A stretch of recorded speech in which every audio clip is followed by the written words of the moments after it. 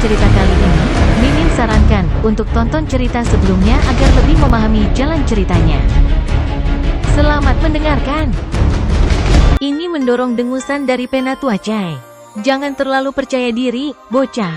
Apakah Anda tahu persyaratan untuk mendapatkan skor penuh? Petik 2. Tang Wulin berkata, tolong beritahu saya, Penatuacai. Tidak mungkin mendapatkan skor penuh kecuali Anda telah mencapai peringkat kelima dalam profesi kedua Anda, kata Penatuacai. Mendengar kata-katanya, mata Zuoxi dan Shen Yi melebar, hampir lucu. Kapan uji coba kelima mulai menuntut profesional peringkat kelima? Kebanyakan lulusan pengadilan luar tidak mencapai level itu. Sebenarnya, bukankah itu persyaratan untuk masuk ke pelataran inti? Dia hanya seorang peserta ujian untuk pengadilan luar. Tang Wulin tercengang. Peringkat kelima? Bagi seorang pandai besi, mencapai peringkat kelima berarti mampu melakukan pemurnian roh. Yang, sayangnya, belum dia capai. Tang Wulin berada di puncak peringkat keempat dan telah berada di peringkat keempat untuk beberapa waktu sekarang. Tetapi dia tidak memiliki kekuatan jiwa yang diperlukan untuk maju lebih jauh, meskipun Mu Chen telah mengajarinya teknik pemurnian roh. Tang Wulin melirik Gu Yue, percikan kekhawatiran menetap di hatinya, tapi dia bertemu dengan tatapannya dengan kelembutan tidak seperti yang lain. Saat dia menatap matanya, Tang Wulin diliputi keberanian, beralih ke Elder Chai dan mengangguk. Aku akan melakukannya. Apa profesi keduamu? Zuoxi bertanya dengan mata menyipit. Pandai besi? Ikuti aku kalau begitu. Ketiga tetua membawanya ke sebuah ruangan, menginstruksikan anggota staf untuk mengeluarkan meja tempat dan logam langka. Zuoxi, Elder Chai, dan Elder Li berdiri di samping sementara teman-teman Tang Wulin mengawasi di belakangnya. Dia mendekati meja tempat, lalu, dia menutup matanya. Setelah serangkaian uji coba, Tang Wulin kelelahan secara mental dan fisik.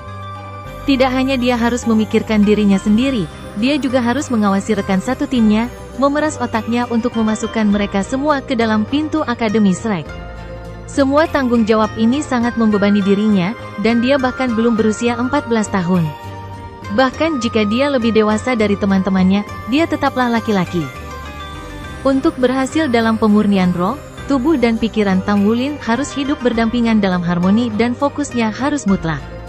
Pada saat penyelesaian, dia harus menghidupkan logam tersebut. Nyatanya, Mu Chen telah menyebutkan hal ini, pemurnian roh berarti menciptakan kehidupan. Tang Wulin mengingat evaluasi gurunya tentang penyempurnaan roh dan meninjau kembali teknik yang dibutuhkan, gambar yang tak terhitung jumlahnya muncul di benaknya. Dia berdiri di sana selama 1/4 jam penuh tanpa bergerak. Tidak ada yang membuatnya terburu-buru. Ketiga tetua menyaksikan dalam diam. Akhirnya, Zuoxi melirik Penatuacai dan berbisik, ada apa denganmu? Kenapa kamu bertingkah sangat gila? Apakah kamu sudah tenang? Petik 2. Bukankah kamu yang mengajari Zhang Kong bagaimana menjadi begitu keras kepala? Jadi apa kamu? Penatuacai membalas. Apa yang ingin Anda capai dengan menetapkan persyaratan setinggi itu? Betulkah? Peringkat kelima? Terakhir kali saya periksa, Anda hanya membutuhkan profesi peringkat ketiga kedua untuk mendapatkan nilai penuh. Apakah Anda pikir dia semacam anak ajaib? Kapan Anda pernah mendengar seorang profesional peringkat 5 berusia 13 tahun? Petik 2. Senyuman dingin terbentuk di bibir Penatuacai. Kamu menggunakan kepura-puraan tipis untuk menciptakan situasi ini lebih awal, jadi mengapa penting jika aku mengambil langkah lebih jauh? Bagaimanapun, Anda hanya perlu memberikan beberapa penjelasan setelah ini. Bukankah mudah membuat mereka tetap tinggal? Anak-anak ini jauh lebih dewasa daripada anak-anak seusia mereka. Dia memutar matanya. Mereka perlu ditantang jika kita ingin mereka terus berkembang. Zuoxi mendengus. Mari kita tunggu dan lihat saja. Pada saat itu, Tang Wulin membuka matanya, cahaya ungu berkelap-kelip di kedalamannya. Dia melesat kerak logam dan mengambil ingot yang sangat dia kenal, perak berat. Bocah ini sama sekali tidak normal, Penatuacai berkata kepada Zuoxi. Dia juga menyadarinya, dilihat dari seberapa baik dia membawa dirinya, dia pasti memiliki guru yang baik. Saya tidak sabar untuk melihat pencapaian apa yang akan dia capai dengan potensi dan fondasinya. Saya mendengar bahwa jenius terhebat Asosiasi Pandai Besi adalah seorang gadis muda bernama Musi, pandai besi peringkat 4 yang belum mencapai usia 20 tahun. Sepertinya aku harus mengunjungi Asosiasi Pandai Besi dan menganggap anak ini tuan yang baik. Mungkin dia bisa mencapai level yang sama dengan Musi itu. Petik 2. Tang Wulin memulai. 3 cincin tajam berdering di seluruh ruangan saat dia dengan ringan mengetuk logam dengan palu, memecah kesunyian.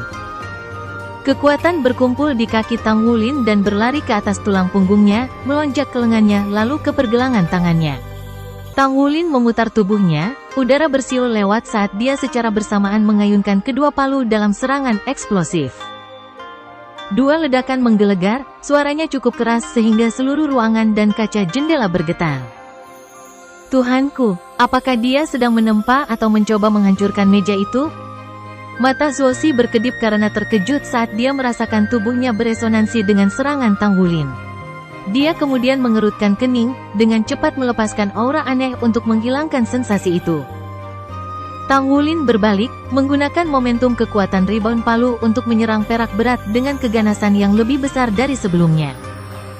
Ruangan itu bergema dengan ledakan suara yang dihasilkan. Namun, jika seseorang mendengarkan dengan cermat, ia dapat mendengar gemuruh yang lebih pelan dan terfragmentasi. Boom yang menggelegar dan gemuruh yang pelan perlahan menyatu menjadi ritme yang fantastis, setiap pukulannya liar dan memekakkan telinga.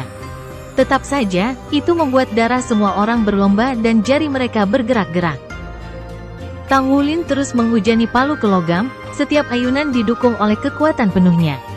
Perak tebal itu mulai menyusut di bawah badai dahsyatnya, perlahan-lahan mengungkapkan transformasi kecil yang mulai bersinar dengan kecemerlangan yang teredam.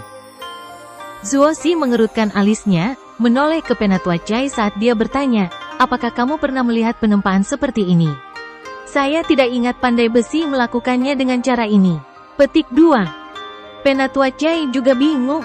Aku setuju, itu jelas bukan teknik penempaan yang normal, tapi sepertinya familiar.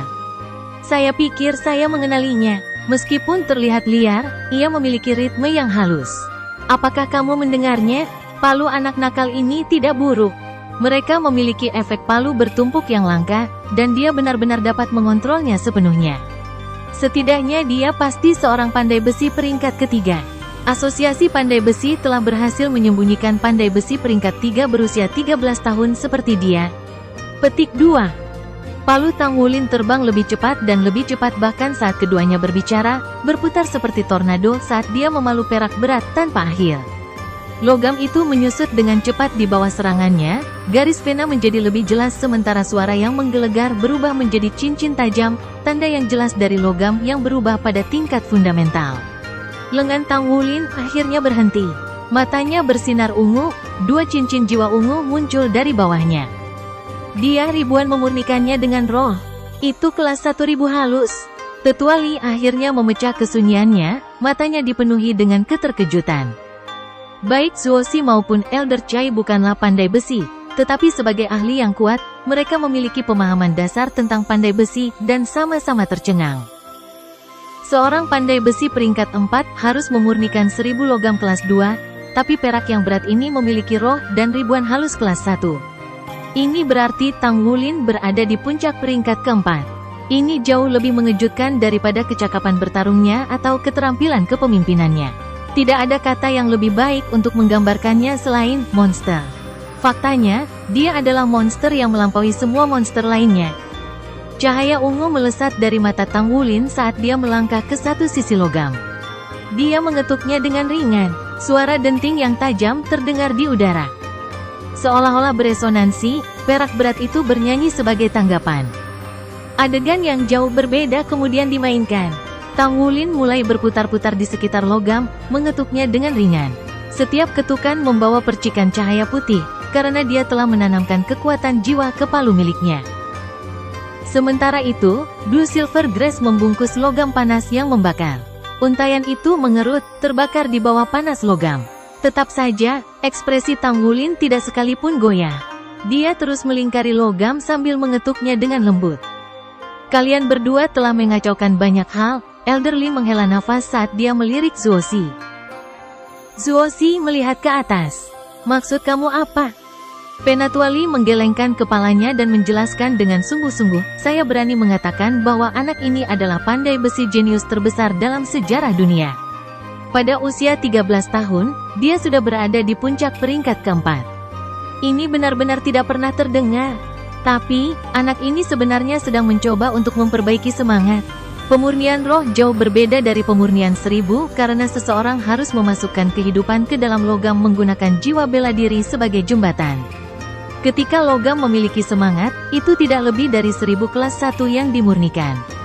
Tetapi, jika ia memiliki jiwa dan kehidupan, maka segalanya akan sangat berbeda. Ini tidak mungkin dilakukan kecuali pandai besi memiliki kekuatan jiwa yang cukup. Biasanya, pandai besi bahkan tidak memiliki ide pemurnian roh sebelum mereka memiliki 4 cincin jiwa. Meski begitu, peluang gagal masih tinggi. Setiap pemurnian roh adalah cobaan berat bagi pandai besi karena mereka harus menyelaraskan kekuatan jiwa, kekuatan kehidupan, dan logam bersama-sama, dan proses ini membebani pikiran. Anak ini hanya memiliki 2 cincin roh. Dia bahkan belum siap untuk mencoba memurnikan roh. Jika dia gagal, dia akan menghadapi reaksi keras yang mungkin mustahil untuk dipulihkan. Elder Lee mengerang. Kalian berdua benar-benar telah melakukannya sekarang. Jika ini menghancurkan masa depannya sebagai pandai besi, Anda akan menghadapi kemarahan Feng Wuyu. Petik 2. Zuoxi mulai panik. Masih bisakah kita menghentikannya? Penatuali menggelengkan kepalanya tanpa daya. Kami tidak bisa, dia sudah mulai menghubungkan kekuatan hidupnya dengan logam. Gangguan apapun saat dia membimbing kehidupan ke dalam logam akan melukainya, dan dia bahkan mungkin mati. Yang bisa kita lakukan sekarang adalah berdoa kegagalan anak ini tidak akan menjadi akhir hidupnya sebagai pandai besi. Petik 2. Zuoxi berputar untuk memelototi Penatua Chai. Ini semua salahmu. Dia, bagaimanapun, tidak membiarkannya berbaring. Kenapa kamu tidak menghentikanku? Bagaimana saya bisa tahu bahwa pandai besi itu sangat aneh? Atau bocah ini adalah monster yang bisa mencoba untuk peringkat kelima sekarang? Petik 2. Tang Wulin tidak menyadari diskusi ketiga tetua ini, tenggelam dalam dunianya sendiri. Metal mendapatkan percikan kecerdasan dari roh setelah ribuan kali dimurnikan, dan itu adalah tugas jiwa bela diri untuk mengipasi, menjembatani kesenjangan antara itu dan kehidupan. Hati sebagai palu, jiwa bela diri sebagai penuntun, pikiran mereka menjadi satu dari 10.000 kehalusan hidup. Ini adalah pemurnian roh. Untuk menembus peringkat kelima, Tang Wulin hanya perlu memurnikan rohnya yang berhasil 1 kali. Ini dianggap sebagai hal yang penting bagi setiap pandai besi. 3 tahun yang lalu, Mang Tian telah mencoba ini, dan meskipun dia berhasil, harganya mahal. Tanpa diketahui Tang Wulin, pria itu menderita beberapa luka sebagai akibatnya dan tidak dapat menahan permintaan pemalsuan lebih lanjut sejak saat itu. Mu Chen tidak akan pernah mengizinkan Tang Wulin untuk memurnikan roh jika dia hadir. Untuk proses ini, tuntutan yang dibebankan pada pikiran pandai besi sangat besar. Ini bisa berbahaya bagi master jiwa di level Tang Wulin. Saya harus berhasil, penerimaan semua orang bergantung pada saya. Saya tidak punya pilihan selain sukses. 3 tahun mengalami penempaan tubuh dan mendapatkan pengalaman. Hasil kerjanya sekarang terungkap. Dia menghendaki setiap ons kekuatan dan keterampilan yang tersembunyi di sudut tubuhnya hingga ke permukaan. Saat cahaya perak berkembang dan perak tebal menyusut, palu Tang Wulin beresonansi dengan gumpalan perak dan memancarkan rona cahaya yang serupa. Pembuluh darah merah merayap di atas permukaan palu, tanda pengorbanan darahnya. Kedua palu ini selalu menemaninya dalam beberapa tahun terakhir, peralatan andalannya untuk ribuan keping halus kelas 1 yang tak terhitung banyaknya. Setelah dia melakukan pengorbanan darah, dia mendorong pertumbuhan palu ke titik di mana mereka sekarang kelas 1000 halus. Saat palu menghantam perak berat secara bersamaan, koneksi aneh terbuka di antara mereka. Di bawah pemeriksaan yang cermat, orang akan melihat menyusutnya ukuran palu Tang Wulin. Mereka juga tumbuh lebih kecil dan lebih cerah dengan setiap serangan. Konsumsi daya jiwanya terlalu tinggi. 10 menit telah berlalu dan dia mendekati batas kemampuannya. Begitu dia kehabisan, hubungan dengan perak berat itu akan putus. Meskipun awalnya mulus, koneksinya rapuh, dan bisa saja putus begitu saja. Setelah pemurnian roh gagal, bongkahan perak berat ini akan menjadi tidak berguna dan rohnya akan mencoba membakar pandai besi dalam amarahnya. Bahkan pandai besi cincin 4 akan membutuhkan waktu lama untuk pulih dari serangan balik, belum lagi Tang Wulin yang memiliki 2 cincin. Mungkin, dia tidak akan pernah bisa pulih dari keterkejutan seperti itu. Apa yang bisa saya lakukan? Kekuatan jiwaku hampir habis tetapi jiwaku belum selesai. Perak yang tebal itu memiliki titik kehidupan di dalamnya sekarang. Namun, saya masih perlu memberinya lebih banyak energi. Saya tidak bisa berhenti, tidak peduli apa, saya tidak bisa berhenti. Memperketat tekadnya, langkah Tang Wulin selanjutnya mengejutkan semua orang. Dia memegang kedua palu di tangan kirinya, meraih ingot dengan yang sudah bebas. Tidak sedikit pun berniat untuk berhenti. Saat kulitnya bertemu dengan asap putih, tebal, yang dilepaskan dari permukaan logam, ia dengan keras menyebar di udara. Tangannya kejang karena belerang tajam rasa sakit, suhunya cukup untuk melelehkan tangan seseorang. Tetapi Tang Wulin terhindar dari takdir ini. Selain beberapa gumpalan asap mengepul dari telapak tangan, tidak ada yang tampak luar biasa. Dia memanggil kembali rumput blue silvernya untuk mendukung cincin jiwa emasnya, sisik emas muncul di lengannya. Bertekad, Tang Wulin menekan rasa sakit yang menusuk ke tubuhnya, butiran keringat menetes di dahinya saat gelombang demi gelombang kelelahan diabaikan, kekuatan jiwanya menipis setiap detik. Dia memegang koneksi, meskipun esensi darah menggantikan kekuatan jiwa sebagai jembatan. Tang Wulin berteriak dengan tekad. Pakaiannya hancur berkeping-keping, memperlihatkan tubuh kurus dan kasar, sisik emas meliuk-liuk di badan dan lengan yang kencang. Sisik bersinar dengan gemilang di bawah pengaruh tubuh naga emas. Kabut emas muncul dari timbangan, pengumuman bongkahan perak tebal. Hal ini mendorongnya untuk mengitari massa logam sekali lagi, memukul sisi-sisinya dengan 2 palu di tangan kirinya sepanjang waktu.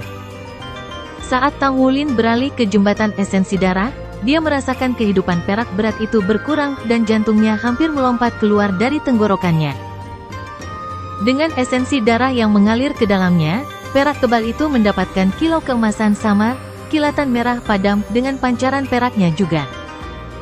Dia mengganti kekuatan jiwa dengan esensi darah. Saat ketiga tetua saling memandang, kekecewaan mengganggu ekspresi mereka. Namun, mata Tang Wulin berbinar. Aku bisa melakukan ini, saya dapat mengganti kekuatan jiwa saya dengan esensi darah untuk memurnikan roh. Adegan ini membingungkan Tang Wulin sendiri. Namun, dia tidak memedulikannya. Palunya bersorak dengan setiap serangan ke Heavy Silver, dan dengan koneksi esensi darahnya, sensasinya sangat jelas. Ini adalah efek dasar pengorbanan darah. Karena palunya memiliki kualitas terbaik dan telah menjalani pengorbanan darah, dan dia saat ini menuangkan esensi darahnya ke dalam perak berat, mereka dapat berubah ke tingkat berikutnya. Perak berat menyerap esensi darahnya lebih cepat daripada kekuatan jiwanya. Kelelahan menembus tulangnya. Saya harus bertahan, saya harus. Dia bertekad untuk menciptakan keajaiban. Sebuah melodi yang indah terdengar di udara, diiringi oleh denting logam. Guntur menggelegar saat cahaya keemasan melonjak 1,5 meter ke udara. Namun, bagian yang paling membingungkan adalah raungan naga yang bergemuruh melewati pilar cahaya, seolah-olah naga sungguhan sedang melayang ke langit. Cahaya keemasan meledak dengan aura kehidupan, sensasi aneh bagi setiap orang yang hadir. Perak yang berat itu telah memperoleh kehidupan dan menyatakan keberadaannya untuk didengar semua orang. Itulah hit. 1000 pemurnian dengan roh, 10.000 pemurnian kehidupan. Sekarang, roh itu dimurnikan. Cahaya keemasan bertahan selama puluhan detik sebelum perlahan-lahan mati. Tang Wulin memusatkan perhatian pada palu. Palunya benar-benar diwarnai dengan emas kusam, bentuk samar naga emas sekarang muncul di permukaannya. Alih-alih terhubung dengannya melalui darah, palu telah menjadi ekstensi tubuhnya. Kilatan emas dan palu meleleh di tangannya.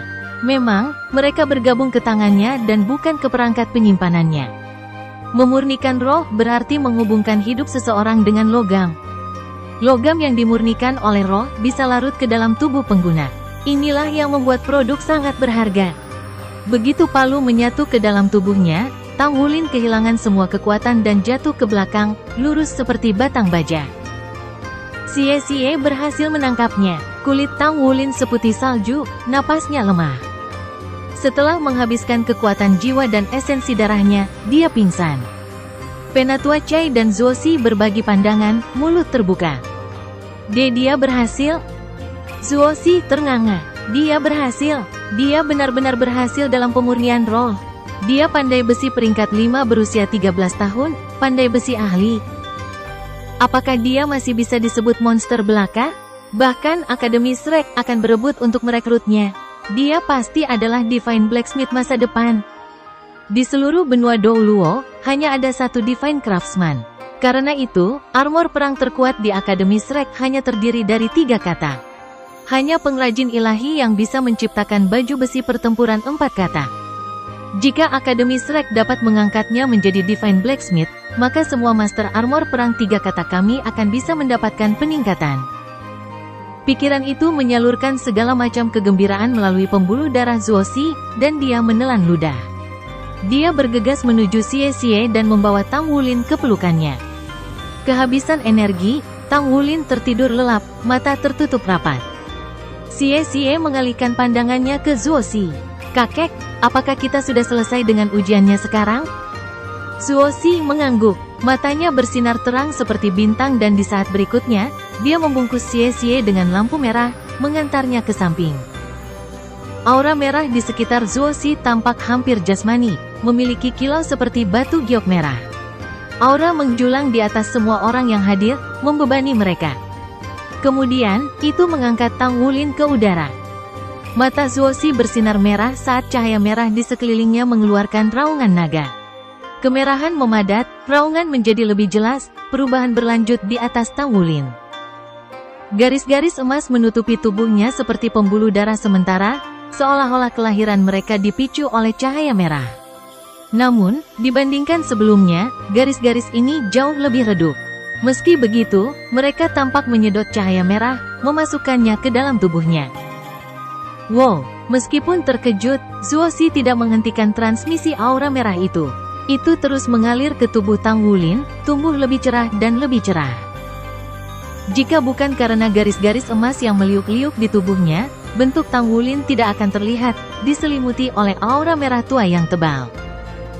Penatua Chai mendekat ke Gu Yue perlahan, tinju yang terakhir mengepal dan napas tertahan saat dia memahami keadaan Tang Wulin yang tidak biasa. Dia tidak memperhatikan pendekatan Penatua Chai. "Jangan berpikir bahwa kamu sudah selesai dengan ujian sekarang setelah kamu lulus. Jika kamu bukan ahli armor perang pada usia 20, kamu bisa melupakan tentang memasuki pelataran dalam." Penatua Chai mendengus lalu pergi. Gu Yue menutup telinga terhadap kata-kata wanita tua itu, dicengkeram dengan visi terowongan menuju Tang Wulin. Wajahnya diliputi kekhawatiran dan sakit hati. Penatua Li memeriksa ketiga siswa itu, pandangannya tertuju pada Su Xiaoyan sedetik. Sambil tersenyum, dia keluar dari area itu, lengan terlipat di belakangnya.